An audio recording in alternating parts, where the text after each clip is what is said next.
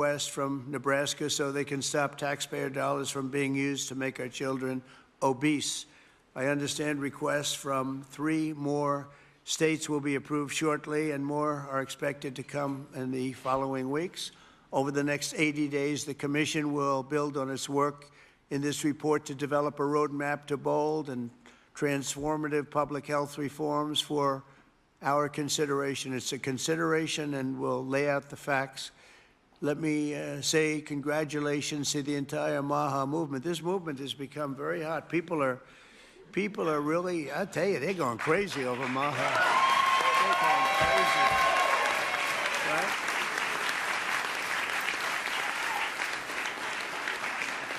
And I look forward to continuing the historic progress. And I will say this whole group, this whole table, they're very, I use a word that's, because it's a beautiful word, actually. The Democrats took it and they used it instead of the word liberal. They used the word progressive. And normally I'd say you're very progressive, meaning you're far, they're not progressive. You are progressive. They shouldn't be allowed to use that word. And so therefore I'm not going to use it to describe you, but you are far forward thinkers. You're amazing thinkers, and we appreciate having you. It's just tremendous talent around this table, the most respected people anywhere in the world, actually.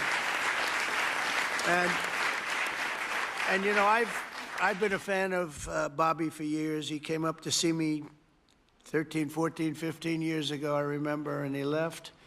And I made a couple of the statements that he made because I agreed with the same thing, and we both went through hell. Do you remember that? It was a massive, but you know what? We turned out to be right. It was sort of interesting.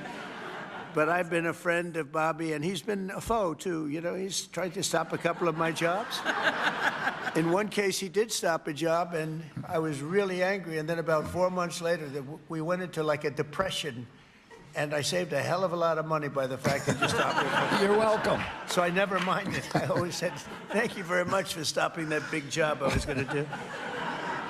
But he's a fantastic guy, and Bobby, we're with you all the way. And your beautiful wife is right sitting in the front row, and she's always been right there with you. And, it was very interesting. When Bobby came, I really wanted Bobby to join, and he was doing very well as a candidate, really well. He was being treated very unfairly by the other side, but he was doing so well that they treated you unfairly. They had no choice. I think they said, in order to qualify, Newt, you had to have 80% of the vote, okay? Do you remember that deal? You had to have 80% of the vote in order to qualify to run against Joe Biden. And Bobby thought that was a little unfair, and that was about it. And he came on board, and we got very lucky, but you really helped, and I want to thank you very much, really. We're with you all the way. Thank you very much. So Bobby, if you'd say, give him your thoughts, please. Well, thank you very much, Mr. President. I do want to say something, because I get a lot of credit for steering this administration toward the MAHA movement. But I joined the campaign in August. I joined President Trump in August and became, went from independent to his campaign. But it was in June that he made a speech specifically on this issue. It was a MAHA speech before MAHA existed. And I took note of that speech at the time and thought there's a potential here for a common ground. So I want to thank you for your vision, for your courage, for standing up. President Trump is a populist president. He's a president, he's blamed for giving money to billionaires and all this stuff. We hear about that all the time. But he is on the side of the middle class, the working class, the poor in this country, people.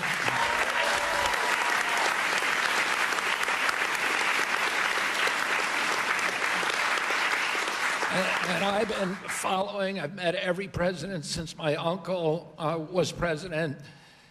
And I've never seen a president, Democrat or Republican, that is willing to stand up to industry when it's the right thing to do, and they're willing to talk about really difficult issues and to hold his stand on those issues. I've never seen anything like it, and I'm very, very grateful to you. I've sat with industry again and again in a room with him and heard him say, we can't do that. We're going to do something different, deliver news that they didn't want to hear. So I'm grateful to this. This is a milestone There's never in American history has the federal government taken a position on public health like this. And because of President Trump's leadership, it's not just one cabinet secretary, it's the entire government that is behind this report.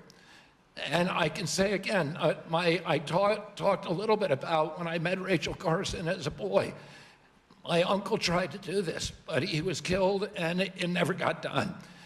And ever since then, we've been waiting for a president who would stand up and speak on behalf of the health of the American people and say, there is no difference between good economic policy, good environmental policy, and good public health policy, and good industrial policy. We can have all of them, but we need a united cabinet, and we need to go forward as a single people.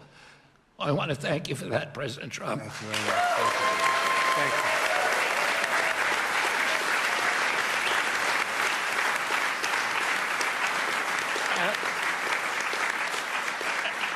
At its core, this report is a call to action for common sense. We've relied too much on conflicted research, ignored common sense, or what some would call mother's intuition. It's common sense that ultra-processed, nutrient-poor food contributes to chronic disease. It's common sense that excessive screen time and isolation lead to anxiety and depression, especially in children. It's common sense that exercise and healthy food should come before prescriptions and surgery. It's common sense that not all calories are equal in nutritional value. It's common sense that over-medicating kids is dangerous. It's common sense that we can celebrate the innovations of modern life while also demanding fearless inquiry into ameliorating the negative effects of medication, agriculture, and environmental practices. It's common sense that research funded by corporations deserves more scrutiny than independent studies. I'm so proud of this cabinet, and particularly Secretary Rollins and Administrator Zeldin, who, again, I'll say it a third time, work late nights, early into the morning to make this happen, and to all the leadership from the White House staff, beginning with Stephen Miller, and Heidi Overton, Dr. Heidi Overton, with Vince Haley.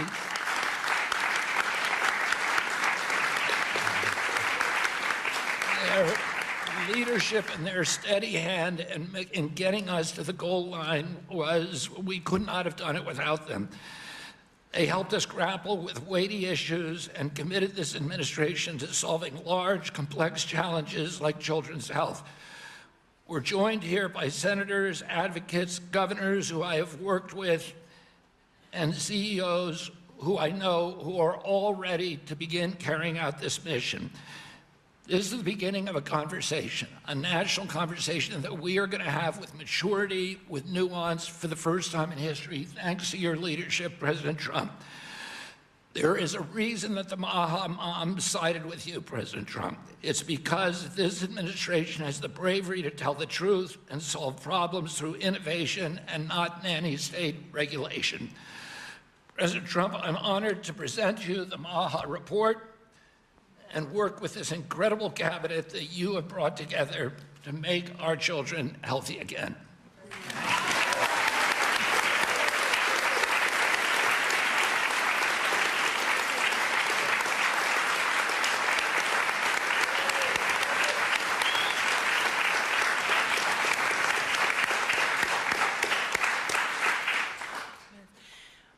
Three things. First, on behalf of an extremely grateful nation and on behalf of a lot of extremely grateful Maha moms who are out there, Secretary Kennedy and Mr. President, thank you.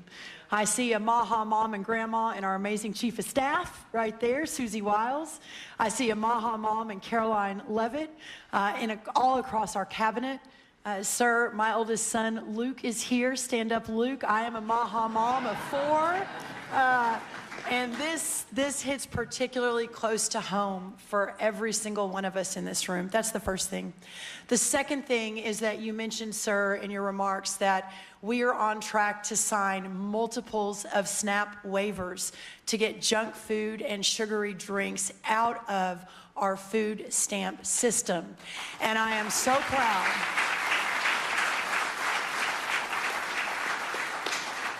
I am so proud to announce that on Monday, I was in Nebraska with Governor Pillen, where we signed the first one. An hour ago, I signed the second one for Governor Braun in Indiana. He may not even know that. I've got it right here, sir. I also signed the third one, Governor Kim Reynolds of Iowa, about an hour ago.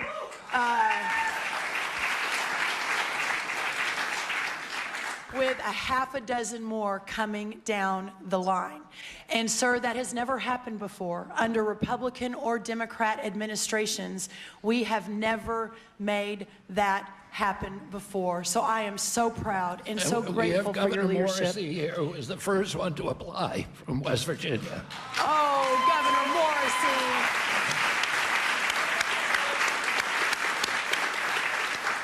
We will make sure you're at the top of the pile, sir. I apologize. Governor Sanders has been a leader. Governor Polis from Colorado.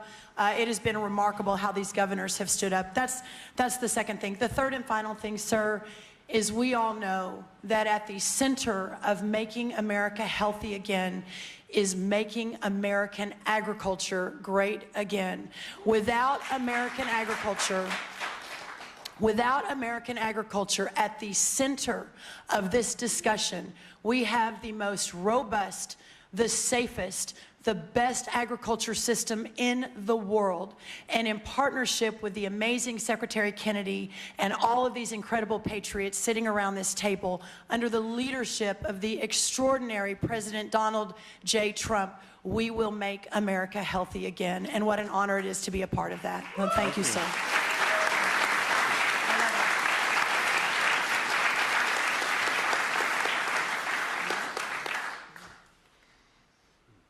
Mr. Policyman, you want to say something? Big policy man here. Well, so much has already been said, but in your remarks, Mr. President, you made clear. This is Vince Haley, by the way. In your remarks and in the report, it's very clear that there are no sacred cows when it comes to our children's health. We are showing the courage to turn over every stone to figure out, to investigate what is behind the chronic childhood disease crisis, and that's what this report represents, sir. Thank you, Vince. Thank you very much. Are you wanting to have other people speak? We've had everybody speak. Oh, good. Most have already spoken. That's very good. But the fake news wasn't here. What's going on? I mean, Oz, I want to thank you for your work. Would you have anything to say to the media? Thank you, sir. I think it's a moral failing if we don't address this, but it's definitely a financial failing as well. 50% of children are on Medicaid or on the CHIP program. It is an obligation we all have to address this reality. As you know, the cost of Medicaid has gone up 50% in 5 years. Right. I thank you very much for having the bravery to commission this report, and Secretary Kennedy, Secretary Rollins, Lee Zeldin, and everybody else on this panel for being able to effect what has not been done since this law for Medicare and Medicaid was written in 1965. God bless you. Thank you very much, Oz. Thank you.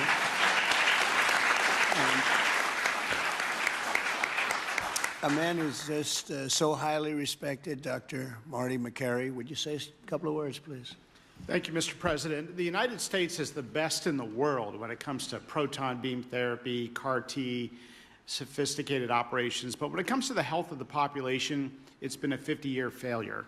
And we have got to change course, and it's not until you have had the courage to let us take on these giant issues, as Vince Haley said, without any sacred cows, that we've been able to change.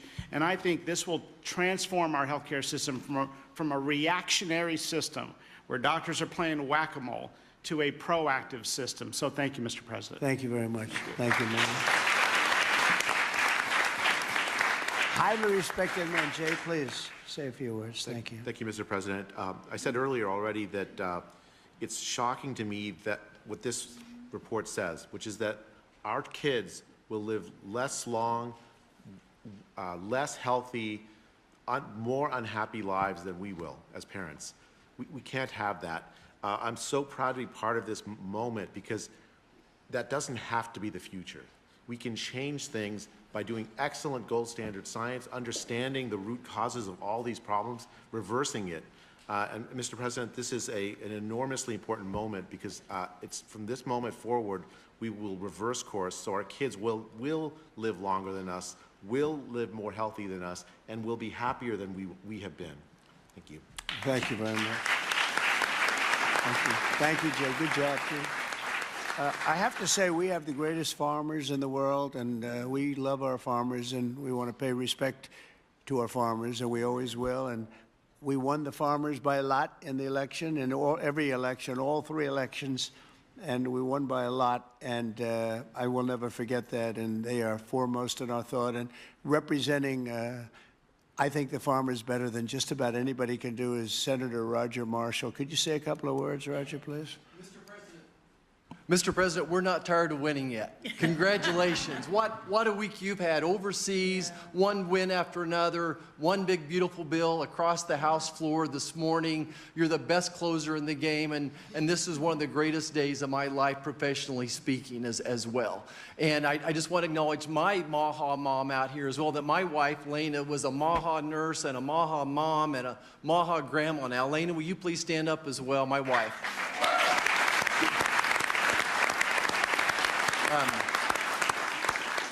Mr. President, as you know, I spent 25 years delivering babies most every day. We saw a huge epidemic of diabetes, of pregnancy, and this has exploded in so many different directions now. We have an epidemic in mental health in our youth, obesity rates 20, 30%, 20% of our children on a prescription drug, 60, 70% of adults on a prescription drug. We can do better than this.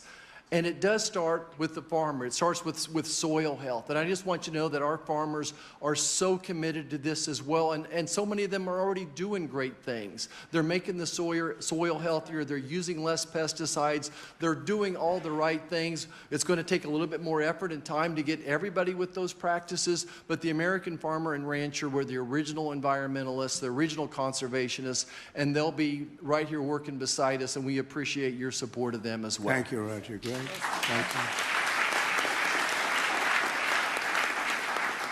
So I think I'll close by just saying that something happened a week ago that was very, very important, profound, but very important in so many ways.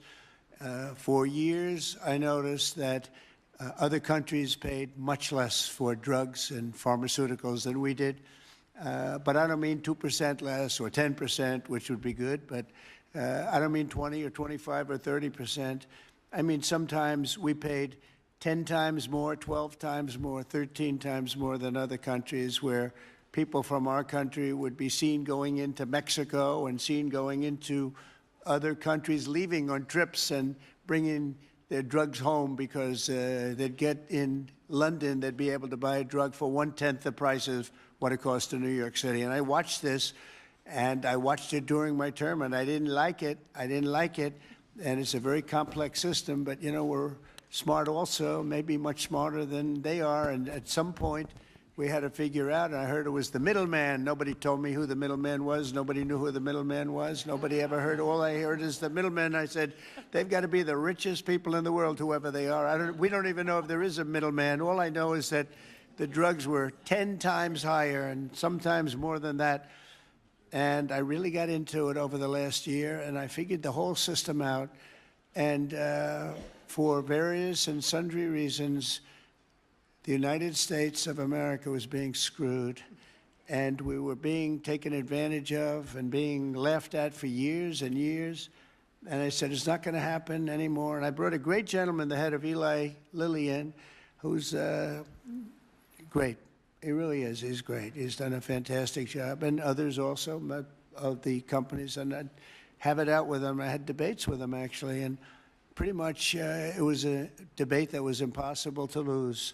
You had to be a real bad debater to lose that debate because they couldn't justify it. They tried to say, well, you know, we pay for research and development, and the United States has agreed to pay for 100%. I said, why? Why are we paying? And by the way, that wasn't even the number because it's still way too high if you took all the research and development. But you have other countries that are a lot more vicious than us in terms of their representatives. And they'd set a price for a drug and they'd say, tell the United States to pay for the rest. We were subsidizing the whole world.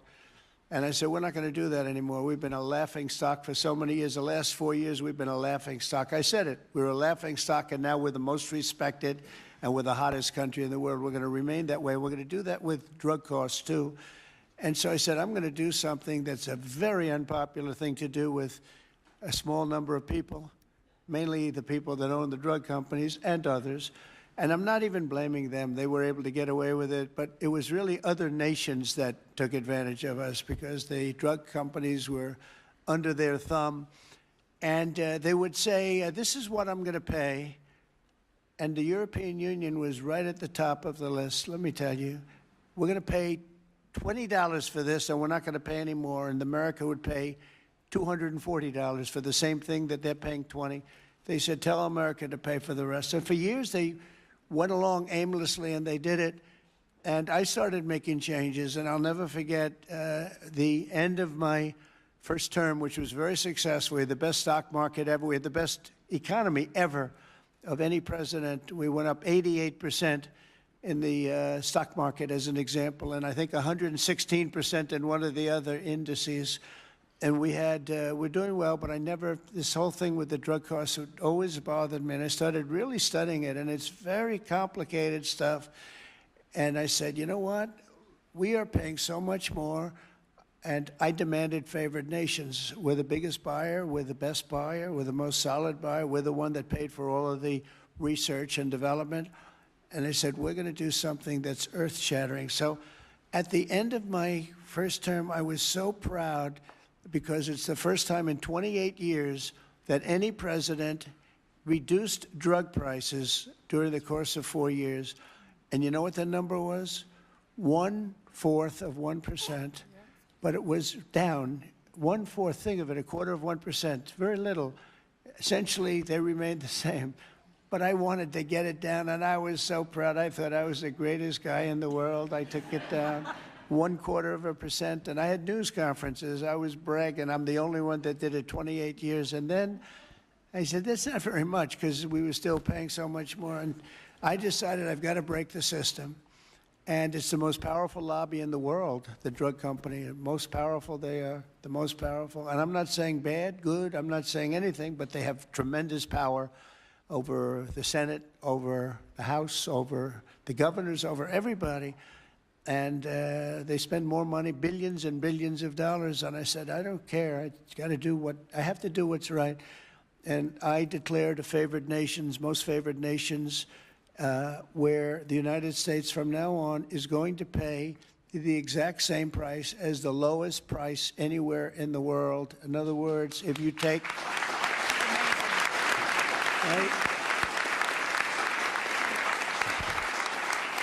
In other words, if you take the country that's paying, and let's say in a certain part of, there may be some country out there that pays a little bit less for very good reasons because of the fact, a thing called poverty or whatever. But we take the lowest country, say European Union countries as a whole, that would be fine.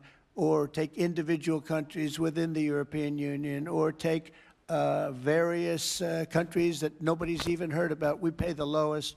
And what that's going to mean, and I'd like to put somebody to police it because it should start immediately. It shouldn't start in 2 years, 3 years, 5 years. They'll say, yes, it kicks in. They always say kicks in, Marty.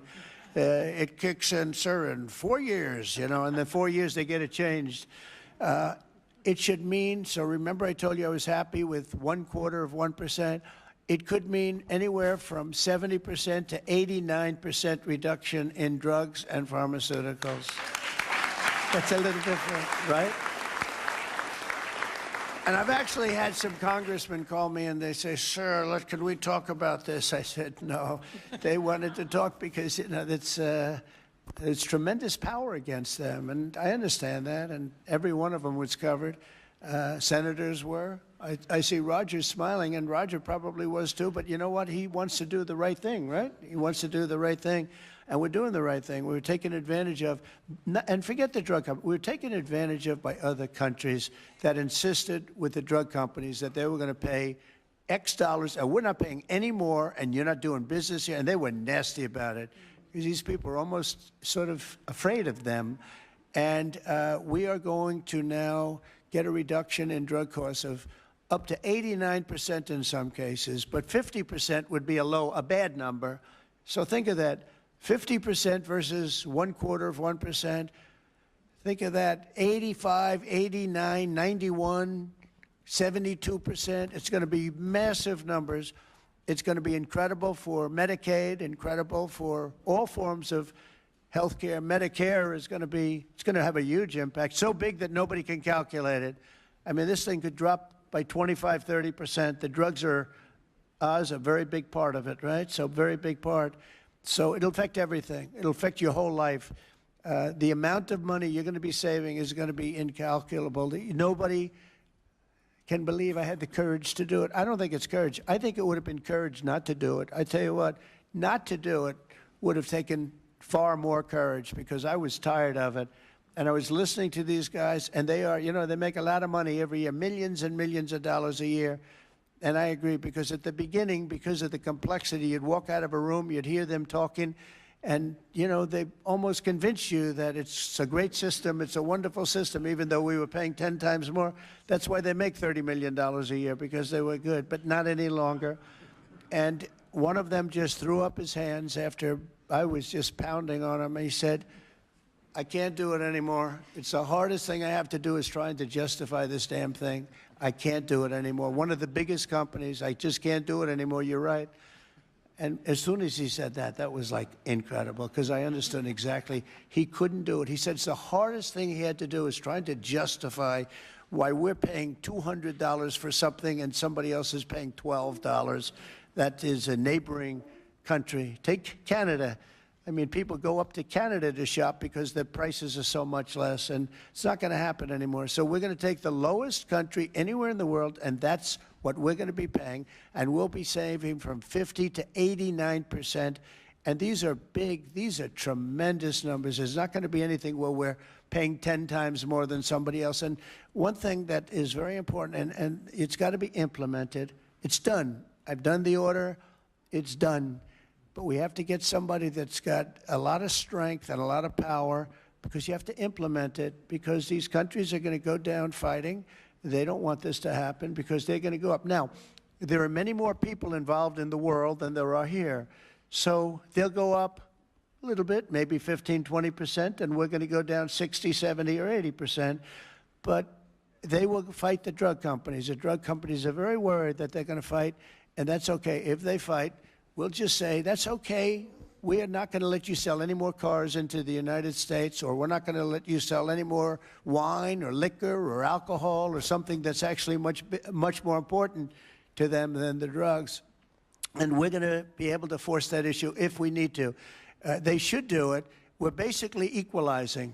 They should do it. And, you know, the drug companies should do just as well. There shouldn't be a hit on their stock. I don't think it will be. It's basically, it's going to be the same amount of money, but it's going to be redistributed. And it's going to be redistributed, so they're going to pay a little bit more, and we're going to pay a lot less. A little bit more because there's so many more. It's a, you know, it's a bigger number. And so, Bobby, I'd like to ask you and Dr. Oz and Marty, perhaps, and Jay, and maybe representing the world's politicians, I can ask Roger, who's so great with this whole subject, if you would be very, very tough and very, very, very powerful in a sense. It's not easy. You know, you're going to have to get this done. The drug companies are going to say, well, they won't do it, and maybe they won't. And if they don't do it, we're going to not do business with that country or those countries. But we're going to have to be very tough until it's totally stabilized and equalized. And Oz, I mean, I see your eyes are gleaming because you've been talking about this for a long time, but you've never had anyone willing to do it. But I'm willing to do it. And I think it's going to go down as one of the most important things we've ever done, because drug costs are going down. Think of it. Then every year for 21 years, the costs have gone up. and now they're going down maybe by 85, 80. I'm telling you, 89% in 2 instances, 89% cut. Nobody's ever seen anything like it. So I'd like to ask Oz in particular, because you and I know each other. He's a very tough hombre, this one. He's tough as hell. And so if you can lead the group, and it's not going to be easy. You're going to have to get in, and you're going to have to fight. If you do it, you can have, within a period of weeks, you can have drug costs that drop like a rock, okay? So you, as a group, I have great confidence, and if you don't do it, I am firing every single one of you. Good luck, guys. All right? Can you handle it?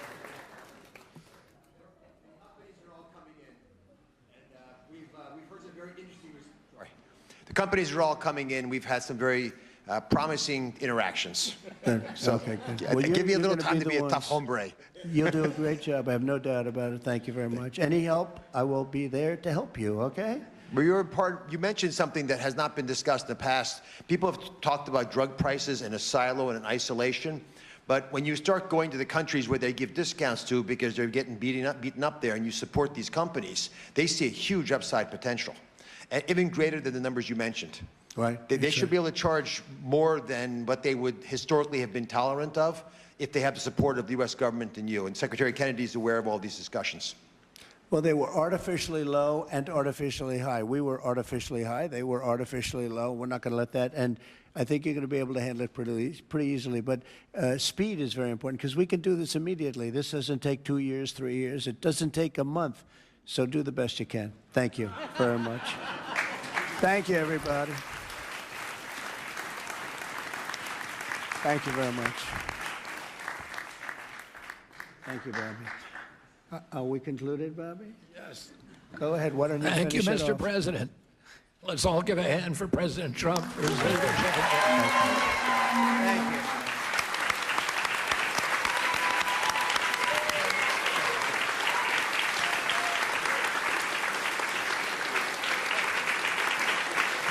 Thank you, everybody. Thank you.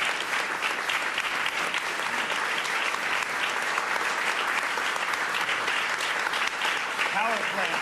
2 weeks.